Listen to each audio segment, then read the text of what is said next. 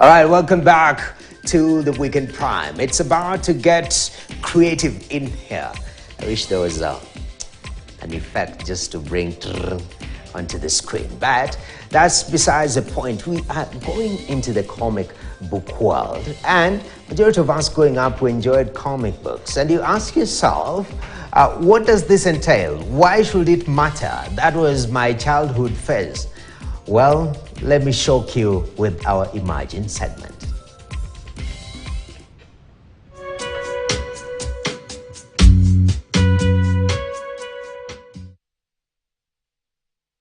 All right, on our Imagine segment tonight, we are looking at the comic book market. Now, it is valued at $15.5 billion. So this is a multi-billion sector across the world. And that was in 2022. The projection by 2032 is almost doubling that to $29 billion. That is a lot of money, if at all we are talking about creating value.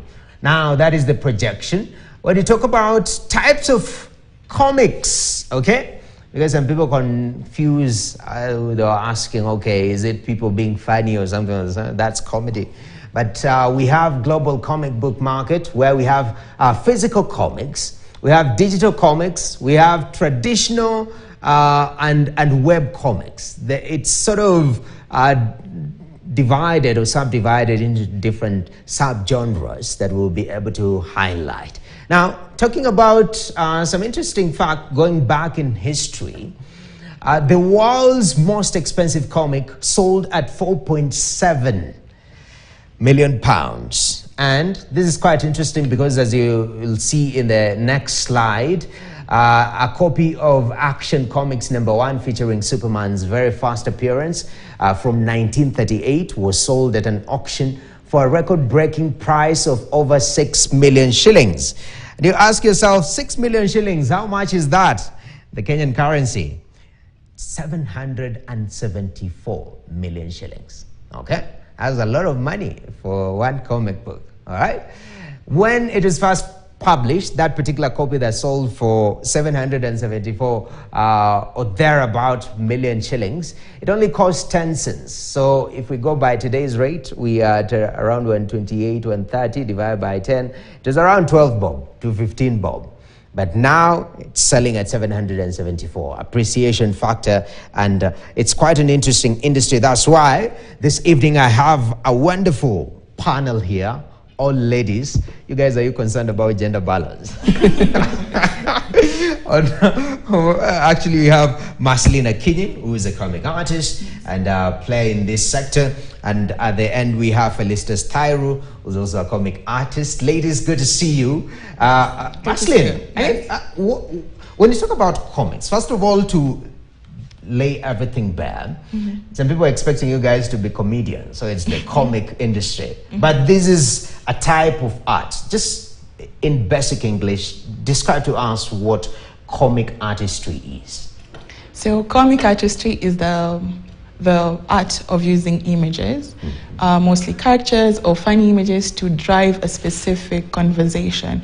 It can be political, like what we do with political cartoons, or it can be just for fun, for something like Marvel Comics that is very well known by many people. But that is the basic foundation of comics. Okay. Yes. Wow. So using images. Yes. And you are sketching these images. Yes. Yeah, that's quite interesting. Felicitas, yeah. I mean, your first interaction with comic books, okay? Yeah.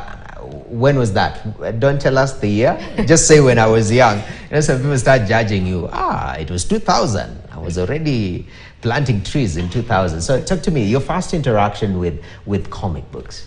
My first interaction with comic books was when I was a child, and it was the Super Strikers when it was on rotation. Yeah, it was Super Strikers. Yeah. Yes. Shakes McKenna. Yeah. I would feel that was a personal hearty issue.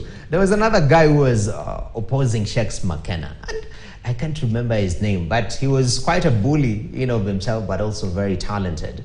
But it's very interesting. Shakes McKenna was the first one. So, from your observation, your childhood, was it a popular thing for children to read these comic books, or it was a very niche thing as adults sometimes would view the comic sector? It was a very important thing. As children, we looked up to the Sundays that the copies were being produced or released, and we'd go through those comics over the weekend, and so that in school we'd have something to talk about and something to do with our friends, to draw behind our books, to sketch, and just to have fun together. That's quite interesting. Maslin, for you, your first interaction with comics? It was in a Sunday Standard, I think, at my grandpa's place, and it was Dennis the Menace. So it was a very old comic because my grandfather used to hoard, for lack of a better word, a lot of old newspapers, and I remember going through that because in the shags, there's no television, so you kind of have to read just to have something to do. And I was very drawn to the comics, and I found it very engaging and interesting, and that kind of sparked my interest in the field. That's very interesting. Yes. Now, I mean, talk to me. Is it a male-dominated sector? Because looking at Super Strikers, I'm even shocked you are reading Super Strikers, you know. That's just a bias that's there because it was a football magazine, football storytelling. I don't know whether it moved a little bit into the personal life of these characters like Sheks, McKenna and whatnot. But this sector, is there a gender balance in the Kenyan comic scene? Absolutely not. Just like every other industry, the comic industry has been male-dominated right from history to current times. So we are now trying to break that stereotype and encourage more women to show up in the field and show their work too. Okay. Yeah. Maslin, how do you change the narrative? I mean, it's not just getting more women on board, Yes. but getting people who are passionate and want to change beyond just leveling the gender playing field. How do we go about turning that table?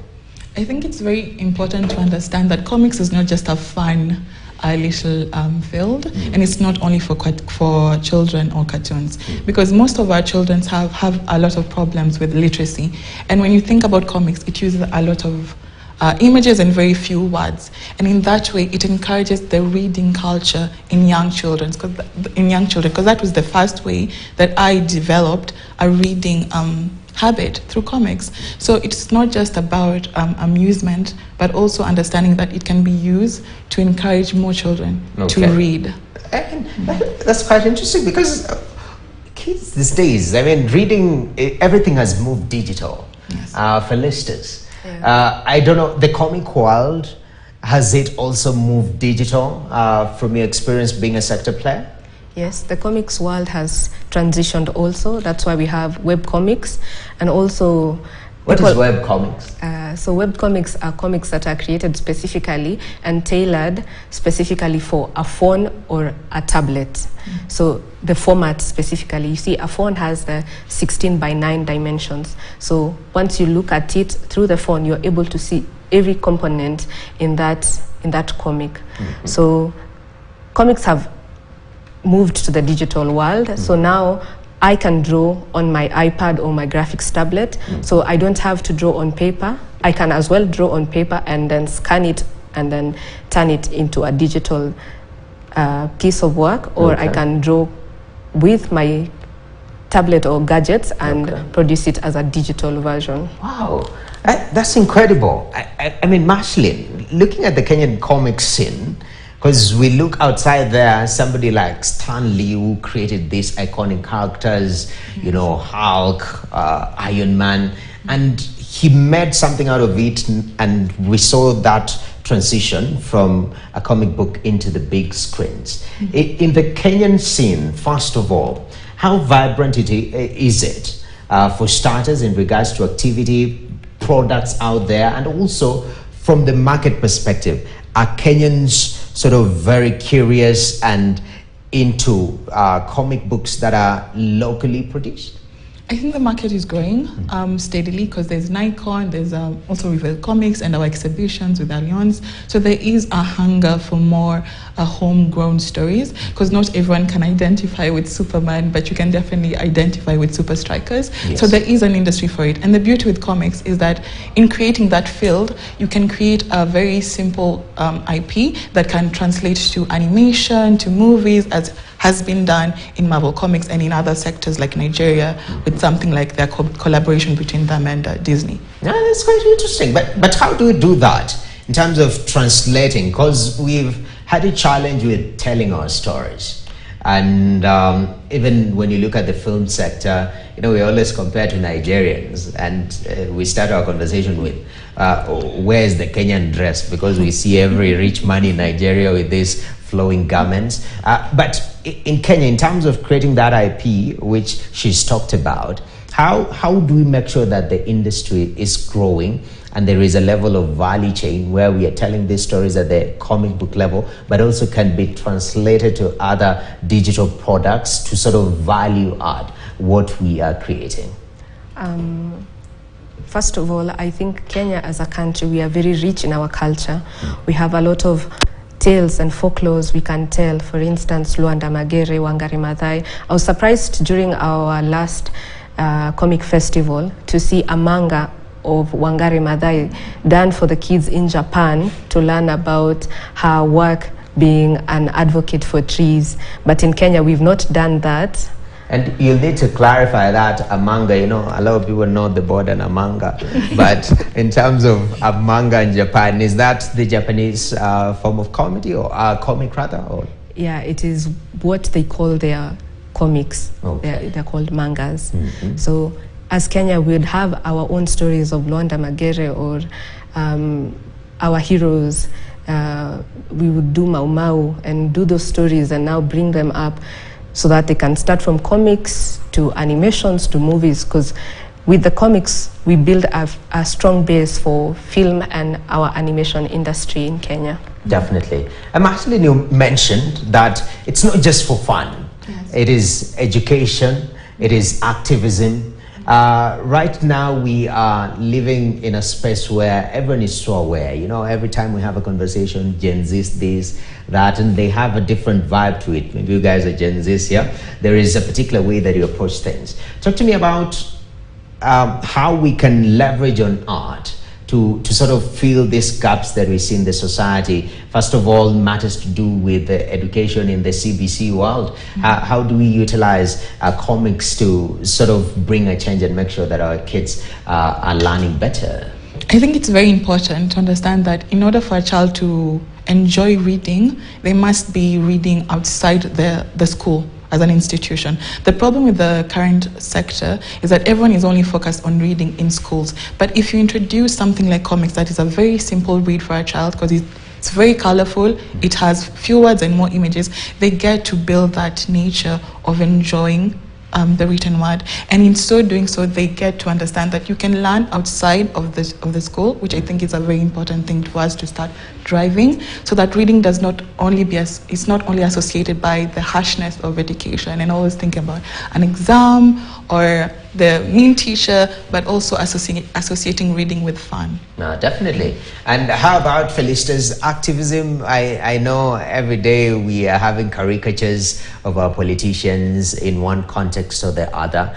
How do you think moving forward, especially with the young generation, do you think comics is an effective tool for them to voice out their concerns, but also to be able to inform the masses what is in their minds? Comics is definitely a perfect tool and a vehicle for that. For instance, right now we are facing femicide in our country. We are facing political, let's say, the heat is a bit high. Political heat. Yeah. So art is a mirror of our society. And as artists, when we use that mirror to reflect back to the society so that people are able to recognize what is happening in our country and then question and spark conversations and be like, this is wrong. You see, the use of comics and political cartoons, the satire is what has people talking every day, and it has sparked a lot of fire, I'd say, because you remember what was happening in December with the abductions of even one of our own, Kibet Bull.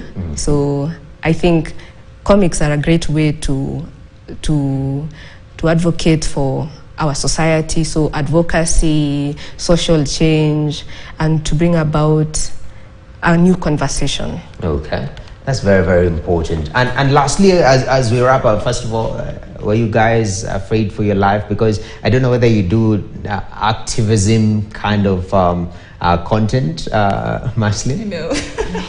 Yeah. My comic is more slice of life, and it only focuses on African history, because I feel like there's not enough documentation of African history or even Kenyan history. So that has been my focus. I have not done yet political satire. Okay. Yes. You never know, yeah? The gravitas might pull you. How about you? What kind of comic art do you do? Mostly for advocacy and for social change. So for instance, I did a comic in 2022 that highlighted the link between climate change and gender-based violence in Kajiado. And it was quite an interesting thing to see that a drought can cause havoc in a family. Yeah, not just in terms of finances, but in terms of how the people relate. There is more gender-based violence, there is more FGM, there is more early marriages because of that. Okay.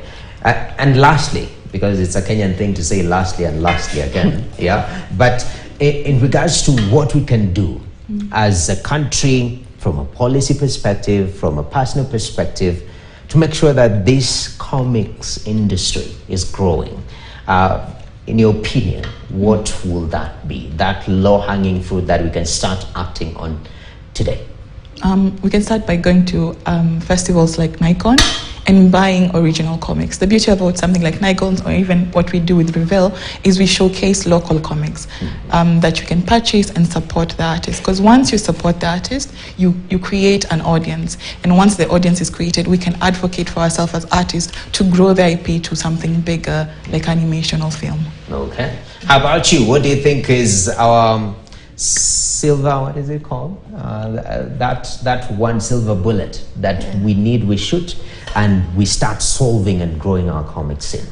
So first of all is building the reading culture in our country, teaching people how to read comics, and building a diverse community. So at Reveal Comics Conversations, we have a platform that is encouraging people to appreciate Kenyan artists and Kenyan art, not just in Kenya, but in East Africa as a whole also, because the industry is still very small.